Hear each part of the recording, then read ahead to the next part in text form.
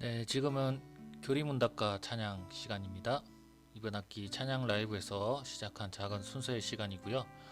이 시간에 간단하게 교리문답 소책자를 읽으며 우리의 신앙을 점검하는 시간을 갖고자 합니다. 뉴시티 교리문답 소책자를 1일 1문답으로 읽어보면서 함께 묵상해 보겠습니다. 화면에 나오는 책을 보시면서 제 목소리를 따라 함께 읽어 나가는 방식으로 진행이 됩니다. 자, 그러면 오늘은 뉴시티 교리문답 문 12의 내용을 읽어보겠습니다. 먼저 지난 화요일 문 11을 한번 복습하고 문 12로 넘어가겠습니다. 뉴시티 교리문답 문 11. 하나님은 여섯째 계명, 일곱째 계명, 여덟째 계명에서 무엇을 명하십니까? 하나님은 여섯째 계명에서 이웃을 해하거나 미워하거나 적대시하지 말고 인내하며 화목하고 원수일지라도 사랑하라고 명하셨습니다. 일곱째 계명에서는 성적 부도덕을 삼가며 정결하고 신실하게 살며 결혼을 했든지 하지 않았든 행동과 시각, 말, 생각, 욕망 등에서 음란함으로 이끄는 것은 무엇이든 피하라고 명하셨습니다. 여덟째 계명에서는 다른 사람의 소유물을 허락 없이 가져가지 말며 우리가 누릴 수 있는 유익을 다른 사람에게 내어주라고 명하셨습니다. 라고 되어 있고요. 문 12의 문답과 해설과 기도문을 살펴보겠습니다. 뉴시티 교리문답 문 12. 하나님은 아홉째 계명과 열째 계명에서 무엇을 명하십니까? 하나님은 아홉째 계명에서 거짓말하거나 속이지 말고 사랑으로 진리를 말하라고 명하셨습니다. 열째 계명에서는 다른 사람을 시기하지 말며 하나님이 우리나 다른 사람에게 주신 것을 원망하지 말고 만족하라고 명하셨습니다. 참고 말씀입니다. 야고보서 2장 8절입니다. 너희가 만일 성경에 기록된 대로 내 이웃 사랑하기를 내 몸과 같이 하라 하신 최고의 법을 지키면 잘하는 것이거니와 라고 되어 있고요. 해설입니다. 존 브래드포드의 해설입니다. 내 이웃에 대하여 거짓 증거하지 말라. 가장 은혜로운 주이신 당신은 이 계명에서 거짓으로 증거하지 말라고 하시면서 이웃에게 내 혀를 어떻게 써야 할지 주의 이름으로 어떻게 바르게 행동해야 할지를 내게 가르치십니다. 주님은 거짓 증거를 금하셨습니다. 그 거짓 증거에는 온갖 비방과 거짓말과 위선, 허위가 포함되어 있습니다. 금지하신 이유가 무엇입니까? 주님은 한 몸을 이루는 지체인 우리가 서로에게 참된 것을 말하고 모든 사람은 다른 사람의 연약함을 조심스럽게 감싸주며 다른 사람이 나를 보호해 주길 바랄 때조차도 우리 혀로 다른 사람의 명성을 보호하길 바라셨기 때문입니다.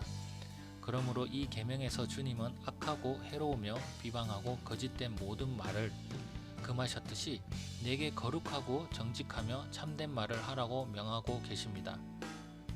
이것이 내게 얼마나 선한 일인지요.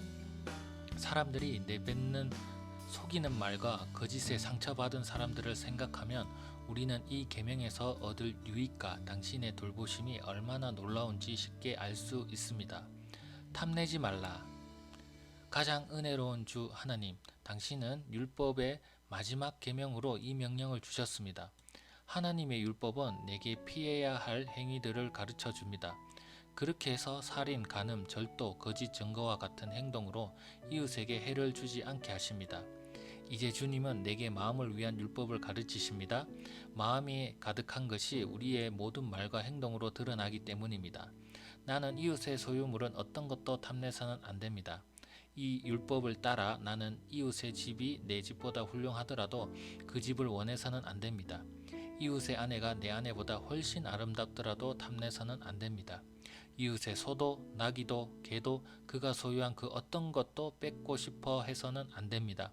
그러므로 주님이 다른 계명에서 이웃에게 악하고 해로운 모든 행위를 하지 말라고 금하셨듯이 이제는 이웃을 향해 그 어떤 악한 생각도 주의하라고 명하십니다. 베드로 사도는 우리에게 너희 염려를 다 주께 맡기라. 이는 그가 너희를 돌보심이라고 가르칩니다. 그렇습니다. 나는 이 말씀이 진리임을 압니다. 당신이 우리를 돌보심으로 당신은 우리에게 서로 돌보라고 명하셨습니다. 타비티 야얀빌리의 해설을 읽겠습니다. 혀는 쉬지 않는 악이다. 야고보서 3장은 혀가 온몸을 불사른다고 말한다. 그래서 아홉째 계명은 혀의 재갈을 물리는 것을 목표로 한다. 혀의 진리라는 재갈을 물려 거짓을 뒷전에 두도록 가르친다. 미국 문화에서 거짓말했다고 비난받는 것은 당사자에게 매우 심각한 모욕이다. 그래서 사람들은 이 단어를 사용하는 것조차 꺼리낀다. 나는 이렇게 거렵게 하는 것이 사실 이 계명을 피하고 싶은 인간의 타락한 마음을 드러내는 것이라고 생각한다.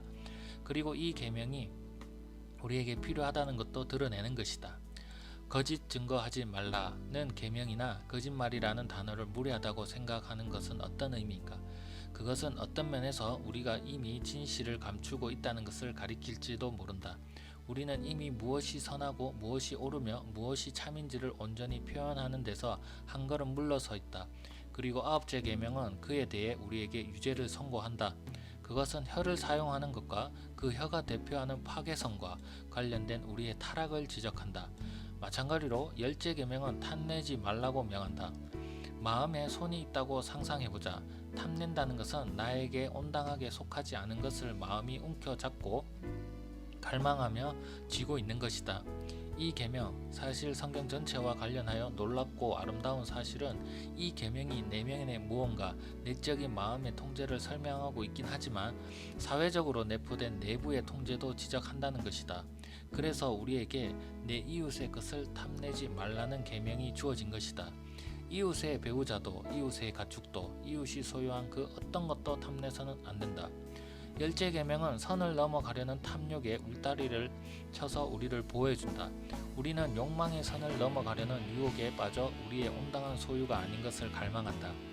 내가 소유한 재산의 선을 넘어 다른 사람의 것을 빼앗으려 한다. 그래서 우리의 탐욕은 실제로도 사회적으로도 이웃에게 해를 끼친다. 게다가 이와 관련하여 우리가 넘는 다른 선이 있다. 우리가 무언가를 탐낼 때 그것은 사실 하나님이 창조 세계를 적절하게 분배하지 않았다고 여기는 것이다. 하나님이 우리가 바라는 것들을 주지 않았다는 이유로 그렇게 이야기하는 것이다. 그래서 그 마음이 타락하고 제약된 방식으로 자신의 것이 아닌 것을 가지려고 하고 실제로 이웃이나 하나님께 속한 것을 추구하는 것이다. 이 계명들은 우리에게 진리를 이야기하며 그 진리를 말하라고 명한다. 진리를 말할 뿐 아니라 사랑으로 진리를 이야기하라고 한다. 욕망의 굴레를 씌우고 저지하여 선하고 옳은 것으로 바꾸라고 말한다. 이 계명들은 하나님이 우리의 즐거움을 위해 정당하게 주신 것을 명령한다. 그리고 하나님이 그분의 복을 나누어 주신 방법과 그분의 피조물을 다스리는 방법에 만족하라고 한다. 또한 소유물을 가지는 것으로 그 만족에서 벗어나지 말라고 명한다. 그렇게 하는 것은 사회와 문화 그리고 우리 이웃을 파괴하는 것이기 때문이다. 우리에게 속하지 않는 것을 마음으로 품는 것조차도 마찬가지다. 기도문입니다. 진리이신 주님, 우리의 말과 행동에 주님의 선하심을 닮을 수 있도록 도와주십시오. 주님은 모든 것을 아십니다. 그 무엇도 주님께 숨길 수 없습니다. 주님은 자녀들에게 나쁜 것을 주지 않으시며 좋은 선물을 주시는 분입니다. 우리 입술이 주님의 진리로 말하고 우리 마음이 자족할 수 있게 해주십시오. 예수 그리스도의 이름으로 기도드립니다. 아멘.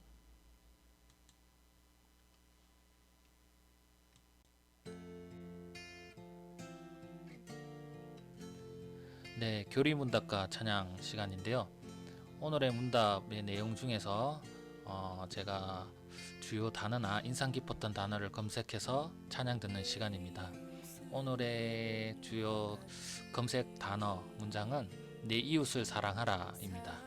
네, 에노스의 내 이웃을 사랑하라 찬양 함께 들으시겠습니다.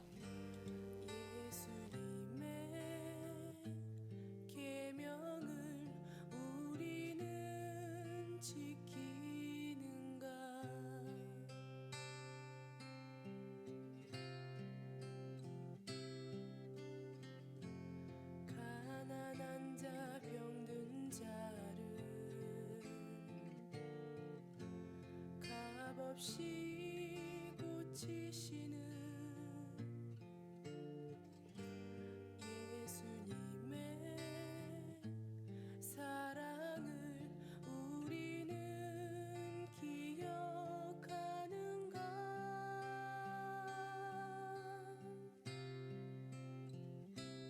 그의 계명을 지켜